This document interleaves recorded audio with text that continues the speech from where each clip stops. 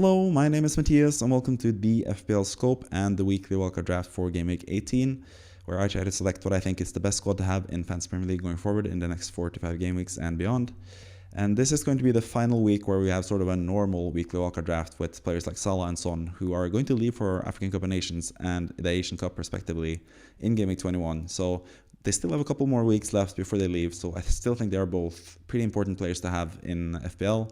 And I still think you should have them in your wildcard squad. Spoilers for what's going to happen now in this video. But from next week onwards, I think there is a major case to be made that both of them should be left out, potentially. Or at least Son. But Salah probably you need for Game Week 19 against Burnley. But still. Next week, I think it's going to be a kind of a different wildcard, but for this week, it's still pretty standard, still pretty close to what I had last week. There have been a couple of changes, and I'm also just going to discuss all the players in general and what I think about them now compared to what happened a week ago. There's going to be some changes in terms of who's the important players to have, and yeah, their standings in the weekly wildcard draft. So if you haven't seen this before, this is where I select basically the best squad to have, like I said previously. And the first pick that I'm going to choose is the player that I think is the most important player to have in FPL currently. And then the 15th pick is going to be the player that I'm the most unsure about having in my squad currently in my weekly wildcard draft. But let's just go straight into it and go with the number one pick. And that is a new player this time around. It is Ollie Watkins, who doesn't have blanks in Game Week 18 like Haaland. He doesn't have a blank in Game Week 21 and beyond like Salah and Son. And he has 2 or arguably 3 really good fixtures in the next 3 game weeks. With Sheffield United at home, Man United away, I still think that's a good fixture. And then Burnley at home as well. And considering how good Aston Villa are at home, this just seems like a no-brainer to have Watkins, basically the talisman for Aston Villa.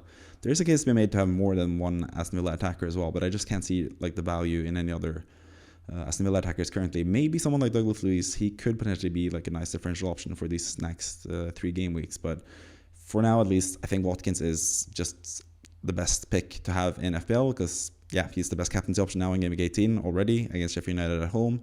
And there's a case to be made for him as a captain in Game Week 20, especially if Haaland is out and he's not playing. But obviously, Haaland has that fixture against Sheffield United at home in that game week as well. But even still, if you don't have Watkins as captain in Game Week 20, that game week against Burnley is going to be really nice anyway.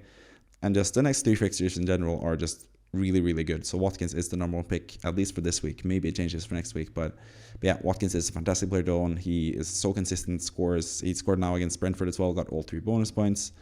He's just been so fantastic, and especially at home for Aston Villa. So yeah, I think he is a pretty standard or pretty easy to choose number one pick in this weekly wildcard draft this week.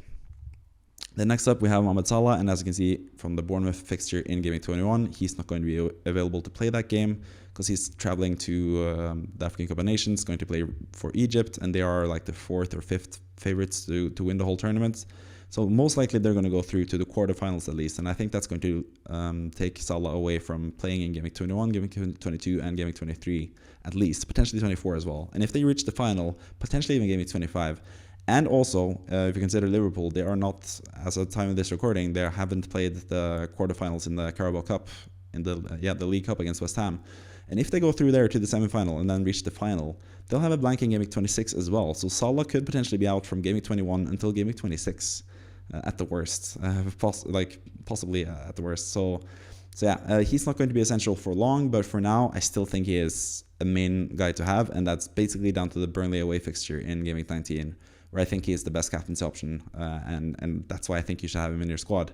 Maybe I'm going to force both Salah and Haaland into the next week wildcard squad. Maybe I have to make some sacrifices to do that, but it's not really that big of a deal because you could just easily downgrade Salah whenever he gets that blank game week in Game Week 21. So yeah, but for now, especially the Game Week 19 fixture against Burnley, I think he is an important player to have. He could score against Arsenal as well. That's a tough fixture, but of course you have to play him. It's Salah. He can score in any game as well. Might be a high-scoring game. I know at least historically that's been a pretty high-scoring game. I remember that 4-3 game between Liverpool and Arsenal where Mane scored the winning goal.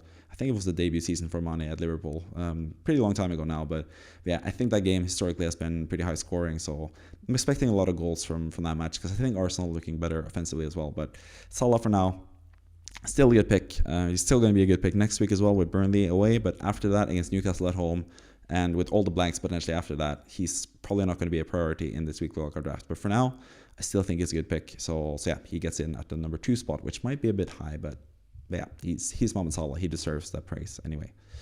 Number 3, we have Cole Palmer, who has taken a huge jump from number 7 last time around. He got 14 points last game week against Sheffield United at home, and of course he's not going to play Sheffield United at home every single game week. But as you can see from his next 4 fixtures, Wolverhampton away, Crystal Palace at home, Luton away, and Fulham at home. Just absolutely fantastic fixtures. And considering his value, only 5.6 I think is worth now. That's still amazing value for Palmer, even though he was 4.9 like a month or 2 ago. But he's on penalties. He's obviously creating a lot from open play, as he showed against Sheffield United. He is the main man for Chelsea, has been their best player so far this season. He's not going to be dropped, even with Nkunku coming back now from injury. He was on the bench last game. Palmer's still going to play. He's still most likely going to be on penalties. Maybe it is Nkunku taking over penalty duties, but I don't think so. I think Palmer will keep the penalties until he misses them. He's proven that so far, at least, that he is really good at penalties. He even scored against Man City in that high-pressure situation against his former club. So I think he's still on penalties. He's still a really good threat from open play. Has really good fixtures. Chelsea have been actually a pretty good attack so far this season as well, in terms of expected goals numbers as well, at least. I think Palmer is an amazing pick. Potentially could even be the number 2 pick ahead of Salah. But yeah, Palmer is sort of more unproven, I guess. So he's the number 3 pick, even though he is just an absolute must-own at this point. If you don't have him, he's so cheap. You can get him regardless of who you have in your squad. And yeah, he's just going to be fantastic value for pretty much the rest of the season, really. Number 4, we have another player who has fantastic value, and that is Pedro Porro. He's also now a bit more pricey. He's also actually 5.6, just like Palmer, but as a defender, that's quite more hefty of a price compared to all the midfielders that are less than 5.6. But Pedro Porro is, for me, the best defender in the game currently. He's so attacking. He's on all set pieces for Spurs, as we all know. Just creating great numbers every game. He was in the box for a header last time around. Got a clean sheet even, because Spurs can keep a clean sheet from time to time because they are just a really good team. And Pedro Porro is just super attacking, like I said.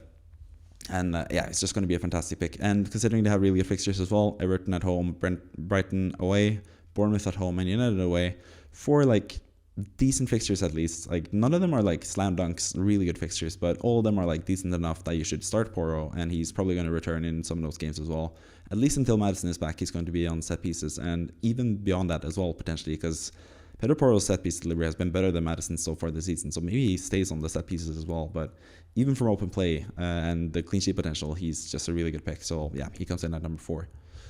Number 5, we have Bukayo Saka, and he does not have African Cup of Nations or Asian Cup, obviously, and he plays for, in my opinion, the best team in the Premier League, in Arsenal, who are sort of finding their footing now in the Premier League.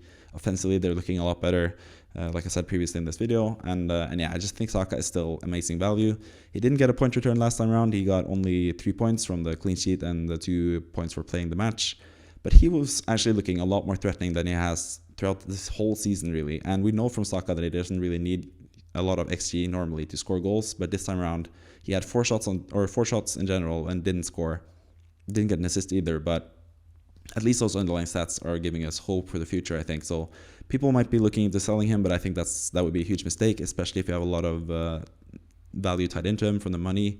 He's now 9.0. He started this season at 8.5. So yeah, I think Saka is tremendous value, and especially going forward with easier fixtures after the Liverpool game, they're going to have a lot of easier fixtures to score in, at least. So yeah, I think Saka is still a really good pick, and he's the number 5 pick for that reason. He's still on penalties as well, as far as we know. He gives away penalties sometimes, but he's still the main penalty taker for Arsenal, and yeah, that's going to be the case going forward as well. And Arsenal will not be that affected by the African Cup of Nations or Asian Cup sort of tournaments as well either. They don't really have that many players. They have Tomiyasu, they have Thomas Partey, but they haven't really played that much of a part of the season so far either. So yeah, Arsenal are going to be fine, and I think this is where they sort of start the road to the league title. I think they're going to win the league, and these upcoming few fixtures are going to be a big part of that, I think. Starting with Liverpool away, which is going to be a really fun fixture, by the way. But yeah, I think Saka is still a great value, and he looks just a lot better now than he has looked for a while, even though he didn't score points last game week.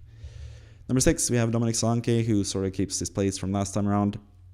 Kind of a weird situation with the whole Tom Lockyer getting the heart attack on the pitch and the match getting postponed. Still don't know what's going to happen with those points at the time of this recording, but we do know that it most likely will be, or 100% they will play that fixture at some point in the future, and most likely as well, and 90% likely, that fixture will count in terms of FPL points as well. So if that double game week comes in, for example, game week 21, then Solanke's fixtures look a lot better as well. So because yeah, obviously they have Nottingham Forest and Fulham in the next two pretty good fixtures on paper at least. Then they have Spurs away, which is still like a decent fixture in terms of scoring goals. Spurs aren't the best defensively. Then they have Liverpool at home. That's still like not the worst fixture. So I think he has like decent fixtures all around. And especially if they get that double game week against Luton at home in one of those game weeks as well. Or potentially in game week 23 or 24 or 25 or whatever, whenever FPL decides to put that into the fixture list. I think Solanke is going to be really good value. But there's a case to be made for him to be sold in game week 20 as well. When we need Haaland back. I'm going to try to talk about that at the end of the video as well, so stay tuned for that. But I think Solanke is just a really solid pick, and he's proved again against Luton that he is really consistent. He's sort of like the poor man's, I guess, Watkins, because yeah, he has sort of the same role, sort of struggling with scoring sometimes, but is so good at everything else. And Bournemouth, like for their own right as well, have been a pretty good team so far, or at least the last few weeks in FPL. So yeah, I really like Solanke as well for now, and especially if he gets that double game week fixture pretty soon, it's going to be tremendous value. So yeah, Solanke comes in at number 6. Number 7, we have Gabriel Magalhaes still. I'm not giving up on him. He got a clean sheet finally this time around. The first time where I benched him in my own team actually, but at least I got a clean sheet. He showed some promise there with Arsenal just completely dominating Brighton, who had scored every single game since February. I think they had scored a goal, and they didn't manage to do that against Arsenal. Tells you something about Arsenal's defense and Arsenal's team in general. I just think they look really good currently. So Gabriel comes in. I still think he is the best option in defense for Arsenal, but he is under a bit of threat in that regard from Zinchenko, who I think looks amazing currently. But Zinchenko is a bit more pricey than Gabriel as well. And yeah, I don't know. I just have an affinity for Gabriel that's never going to go away. But Zinchenko for sure, if you had extra money, which you could potentially have with with the players leaving like Salah and Son pretty soon. Maybe you go with Zinchenko rather than Gabriel, or maybe you go with a double up in defense. That is also a decent suggestion as well. If you have Saliba as well, obviously keep him. He's really good as well, but he is just even more expensive and not as attacking as either Zinchenko or Gabriel. So I prefer the other two. But yeah, several Arsenal defenders that you could think about. But I think Gabriel is the pick of the bunch. The fixtures aren't the best. Liverpool, you sort of expect Arsenal to concede in that game. West Ham tend to score in every game as well. But obviously Arsenal can also do the beatdown against West Ham like they did against Brighton. Fulham away, still like not the best fixture. It's still not the worst fixture either. I think historically Arsenal have been pretty good against Fulham, so I think that's a decent fixture. And then Crystal Palace at home is a really good fixture. And from that point on beyond, from Crystal Palace and beyond, Arsenal have just really good fixtures, and that's where you need to sort of triple up or double up. Yeah, at least triple up. That's the most you can do, but you should probably triple up at Arsenal at that point. But for now, spoilers, these are the only two Arsenal players that I have because I just can't decide between Zinchenko and Ødegaard basically, and yeah, I don't really know what I'm going to do with that. But yeah, for now, Gabriel is the number 7 pick, and I think he's still a really good option in defense. Number 8, we have another good option in defense, and that is Kieran Trippier. Some people might say it's too late, and especially seeing as he has 3 really difficult fixtures coming up pretty soon. But before those fixtures against Liverpool away, Man City at home, and Aston Villa away in game week 20, 21, and 22, he has Luton away and Nottingham Forest at home. And I think those fixtures are just absolutely fantastic, especially for Newcastle now looking a lot better in this past game at least. Especially at home against Luton as well. I think they will keep a clean sheet. And then they played Nottingham Forest as well at home. 2 really good fixtures. And after that, in at least those 2 difficult fixtures against Liverpool and Man City, I think you can live with Trippier on the bench. And especially seeing as you'll have more than enough money in the bank from selling Salah or Son.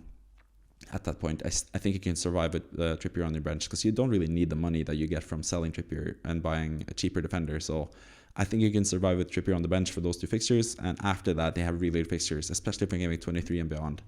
Trippier has amazing fixtures. So I think he is a really good pick currently. He has served his suspension now. He's back from his suspension. It's going to be 5 more yellow cards until he gets another suspension. So that might last the entire year. We don't really know. But yeah, he's just a fantastic pick. We know how good Trippier is. We know how good he is from set pieces, and we know how big of a bonus point machine he is as well. So yeah, Trippier comes in at number 8, and I think he's a pretty good pick currently. Number 9, we have Heung-min Son, and slightly more doubts about him than I have about Salah. First and foremost, that's because Salah has that game week 19 fixture against Burnley, where I think is the best captaincy option pretty much in the game week. Both game week 18, where Watkins plays Sheffield United at home, and game week 20, where Haaland plays Sheffield United at home. We have better captaincy options than what Son can provide us as well. And then Son goes to the Asian Cup when they play Man United away in game week 21. So I'm actually pretty torn on what I would do with Son if I was on a wildcard this week. I could potentially drop him for his teammate Richarlison, who looks absolutely fantastic currently, because Richarlison is also going to be in consideration for that final midfield spot as well. He is really in consideration, but he has sadly not made the team for this weekly Wildcard draft, but he's really close. But him versus Son, maybe I would go with Richarlison, but I still think just Son is someone that I trust more. Richarlison has been sort of a troll lately, or in general in his FPL career. He has never been someone you can rely on, and I think Son for now, with 3 good fixtures still, decent fixtures at least, coming up before he goes to the Asian Cup, I still think Son is slightly more valuable than Richarlison, even for his price. So yeah, Son keeps his place, but like I said, next week that's probably going to change. He's probably going to get dropped because Brighton away and Bournemouth at home, and then just blanking for 2 or 3 or 4 game weeks after that.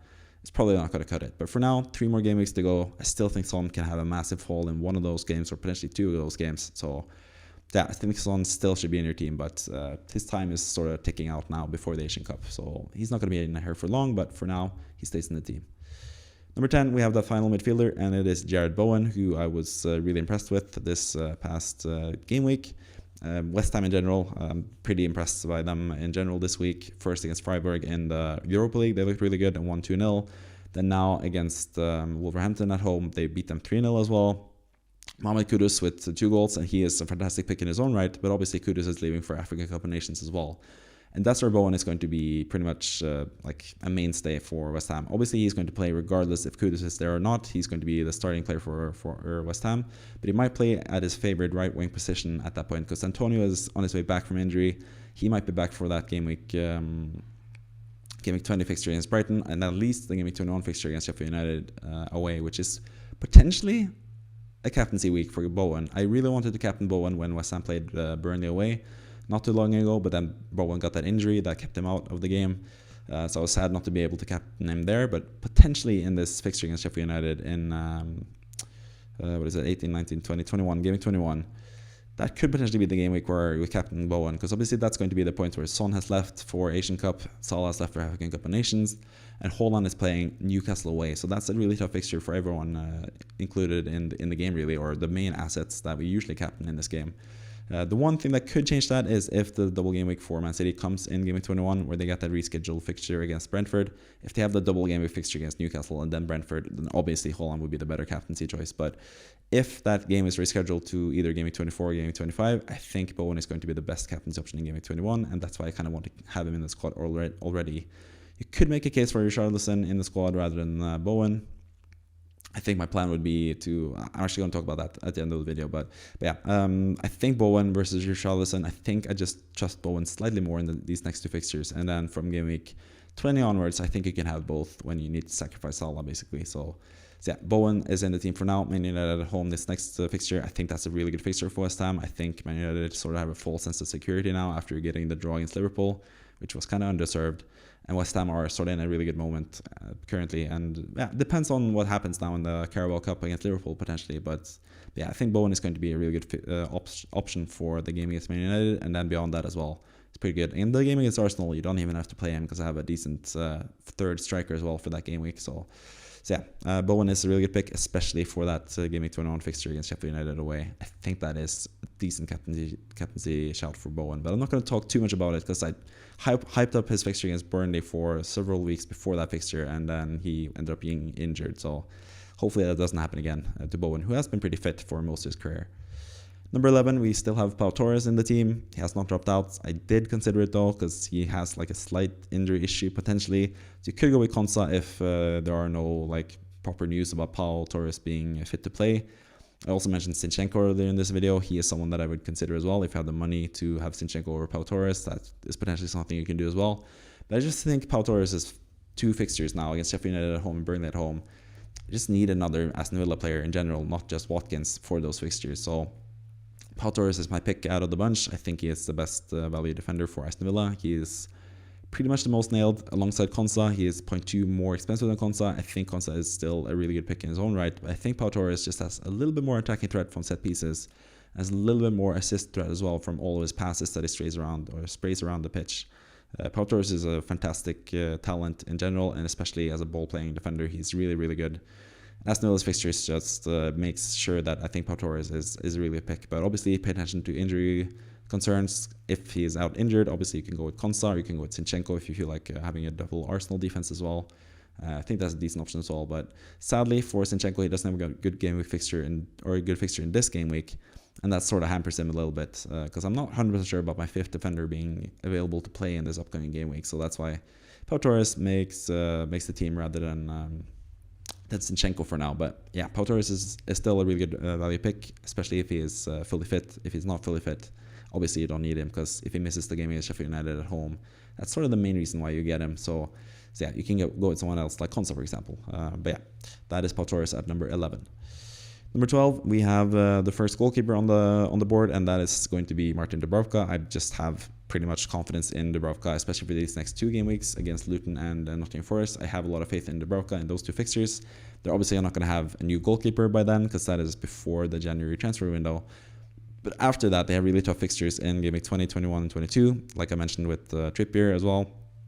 Really tough fixtures in that run, and that's why I have the other goalkeeper to sort of fill in the gaps in those fixtures. But that might also be when Dubravka gets sold and is not going to be the starting goalkeeper anymore. But he is really cheap. He's only 4.2 still. So for that price, you can just have him on your bench. Even if he loses his place, you can have him on your bench. But if he stays as the Newcastle number 1 goalkeeper, he's going to be fantastic value throughout the season. So he's just the goalkeeper that I'm the most sold on in general because I don't really have any favorite goalkeepers apart from Dubravka either. Like there are some good options, but like Bernd Leno is 4.8 at this point. It's quite expensive for a Fulham goalkeeper, I feel like. You have the player that I'm going to pick. You have a couple other players that I'm going to mention as well at the end of the video. But yeah, Dubravka, I think, at least for the next 2 game weeks, is going to be the best goalkeeper in the game. And yeah, that's why he's in the squad, really. That and his price. Number 13, we have Elijah Adebayo, and I would not expect him to be in one of these wildcard squads before the start of the season, but he's just been in really good form lately. And he also has some really good fixtures. When you talk about Luton, that is one of the easier fixtures on the board for most teams, but the 2 other fixtures where you want to target, or 2 other teams you want to target, are Sheffield United and Burnley, and Adebayo has those fixtures in game week 19 and game week 21. And that's where you might need Adebayo as well, because game week 21 is obviously the first week where both Salah and Son are leaving, so maybe you have to bench one of those guys, Son or Salah, if you have them still in your squad at that point. So Adebayo comes into that fixture. And the game week 19 fixture is when Bowen plays against Arsenal away, which is a tough fixture as well, where you potentially could bench Bowen. So in those 2 fixtures, Adebayo would be a nice replacement. And even beyond that as well, I think Adebayo is just going to be a decent pick. He is only 5.4, which is quite cheap. And he plays for Luton, which is not the best team, obviously, but he has been an amazing part of Luton the last few game weeks and scored a lot of goals lately. He's a really good threat from set pieces, which you know is really good, especially against Sheffield United. You can see a lot of goals from set pieces. And I think it's just like a nice backup option in attack, especially now that Raul Jimenez is suspended for the next 3 games. Or next 2 games, I think, in the Premier League, but at least the next 3 games in general because of his stupid red card in this past game week. But Adebayo is a decent pick. And also we have the other thing that Luton might get the double game week, like we mentioned with Bournemouth. That counts for Adebayo as well, so maybe he gets the double game week in 21, for example. That would be amazing because he would have some really good fixtures then. And yeah, he'd be like the next Luton double game week disappointment after we all had the disappointing Luton players at the start of the season. I think Arthur Morris actually had a decent double game week when I think about it, but yeah, he's been dropped out of the team now because Adebayo has just been amazing alongside Ogbena as well. So yeah, but I think Adebayo is a decent pick, a decent like stopgap player to have in those game weeks where you have other players out for different reasons, like Bowen and Salah or Son in the next few four game weeks. Next up, we have number 14, and that is going to be Malo Gusto. And the only reason that he's as low as 14 is the fact that I don't really trust him as like a starting player or even like a regular starter for Chelsea. I'm not so sure he's going to be like a main starter for Chelsea. If I knew that he's going to play like 80% of the games, he'd probably be a lot higher in this list because Chelsea have just amazing fixtures. You'd assume that he's going to be the right back for Chelsea with Reece James out for such a long time, but we've seen several times this season that Disasi has played right back instead, and Gusto's been on the bench. That happened last week as well, but obviously that was the first week Gusto was back from his own injury. So we don't really know for sure if Gusto is going to be a backup or if he's going to be mainly a starter for Chelsea going forward. But he's still only 4.1 in terms of price. That's really, really cheap. You can't really get much cheaper than that. So he's a really nice backup option. And if he gets to start most games and those fixtures that they have, Chelsea, it's just going to be a tremendous asset to have in FPL in general. So So yeah, I really like Gusto in general. I think he's a really good player. He's obviously not as offensively minded as Reece James. He's really good defensively though, so that might help Chelsea's clean sheet chances as well. And if he can nail down that right back spot for Chelsea, he's just going to be tremendous value, and he's going to rise in price like he did earlier in the season when Reece James was out. And he actually had a game where he had 2 assists, I think, where he got like 14 points, if I remember correctly. So he has that offensive potential as well. So yeah, I really like Gusto. It's just the fact that I'm not 100% sure about him starting. I have him now rather than another defender that I really like, but that's because of fixtures mainly. But yeah, there is a case to be made that you can go with the other 4.1 defender that I'm going to talk about at the end of this video as well. But yeah, Gusto I really like. It's just the fact that I'm not 100% sure if he's going to start or not going forward. But yeah, he's just, especially if he starts, he's going to be a tremendous option going forward. So yeah, really like Gusto. Number 15, we have the second goalkeeper, and that's going to be Jordan Pickford, which is kind of humorous considering he was the most popular goalkeeper in the game at the start of the season and just absolutely failed for the first like 6 or 7 game weeks. Didn't really get many clean sheets at all.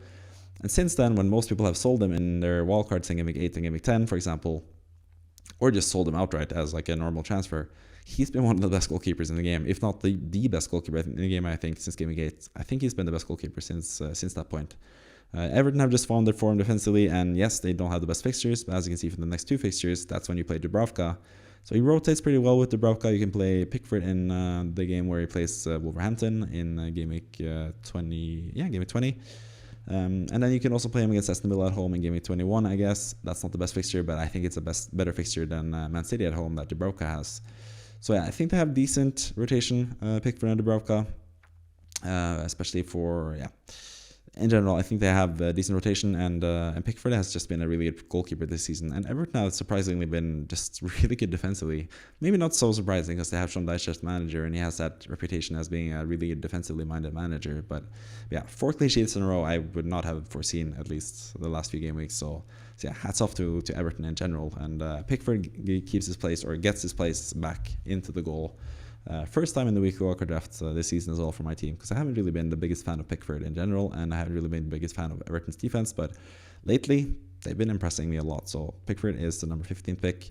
It's just not too happy about any other goalkeepers, but Pickford, he is 0.4 less than Leno, so I think that's gives Pickford an advantage even with the worst fixtures. And yeah, he's just a pretty cheap goalkeeper for a pretty good defense, and that's why he keeps his place in this team. So yeah, Pickford is the number 15th pick for that reason. But obviously we have Pickford, who's a new player, Gusto, a new player, Bowen is a new player, and Adebayo is a new player. So that means 4 players have dropped out as well. So let's take a look at those players and discuss why I have left them out of this squad.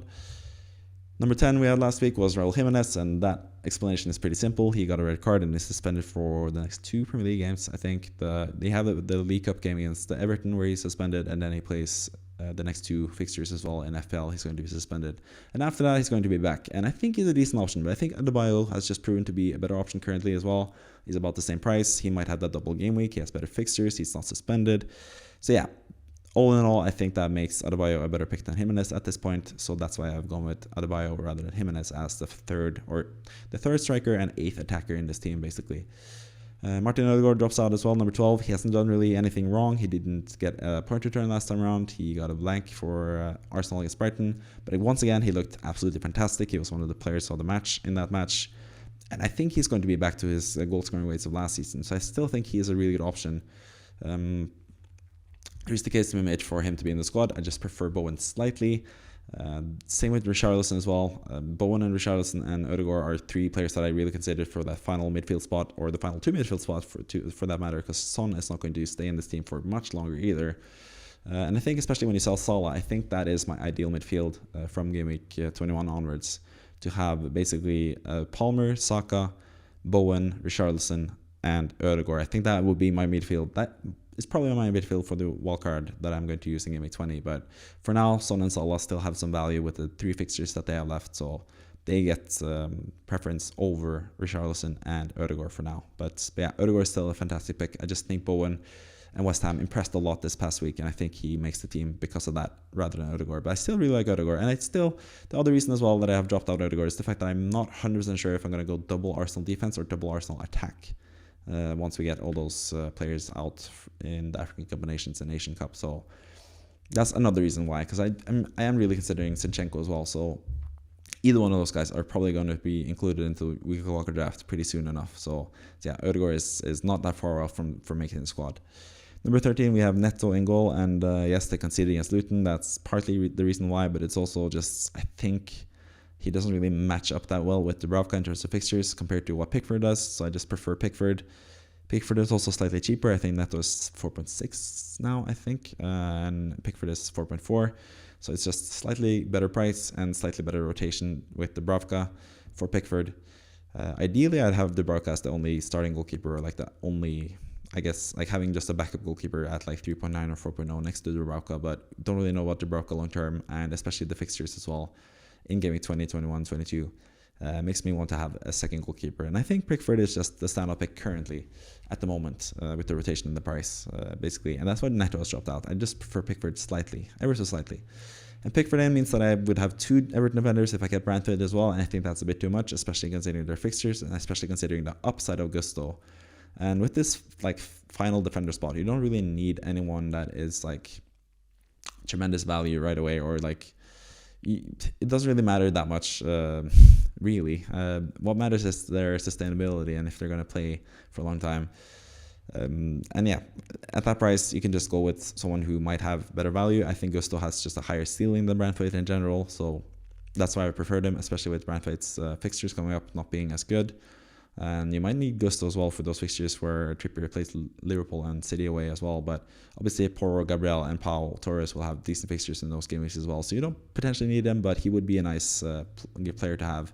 Or you can bench, for example, Pau Torres when he plays against Everton away, and have Gusto starting if he is back as a starting player in that game week. But yeah, Brantford is basically just down to Pickford coming into the team and Gusto just having slightly better value in my opinion currently, but Brantford is still someone that I really like, and he's probably going to be in my Game 20 wildcard potentially, maybe, I don't know.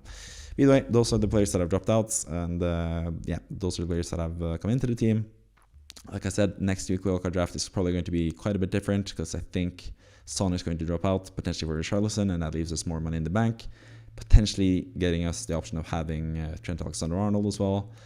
He also is someone that I really considered for this team, but he was just too expensive, especially seeing as they play Arsenal this next fixture. I just couldn't really go with him currently, but I think he's a really good option, especially seeing as Liverpool have that Burnley fixture in Game 19 as well. So yeah, that might be the big change for next week as well, with Son going out for Richarlison or Ødegaard, and then Trent Alexander-Arnold coming into the defense potentially. So yeah, a lot of options you can go with here. But yeah, I really like this team in general. I hope you enjoyed this team as well, and I hope you enjoyed this video. Hopefully this was useful for you if you are using a wildcard, or even if you're using a wildcard in Game 20, or even if you're just a player who wants to see who are the best value players to have currently in FPL, players that you want to buy into your team. Then hopefully this video was educational for you as well, or useful at least. Maybe not educational, that sounds a bit pretentious, but either way, that's it for me. Thank you for watching this video, and yeah, I'll see you next time. Thank you, and goodbye.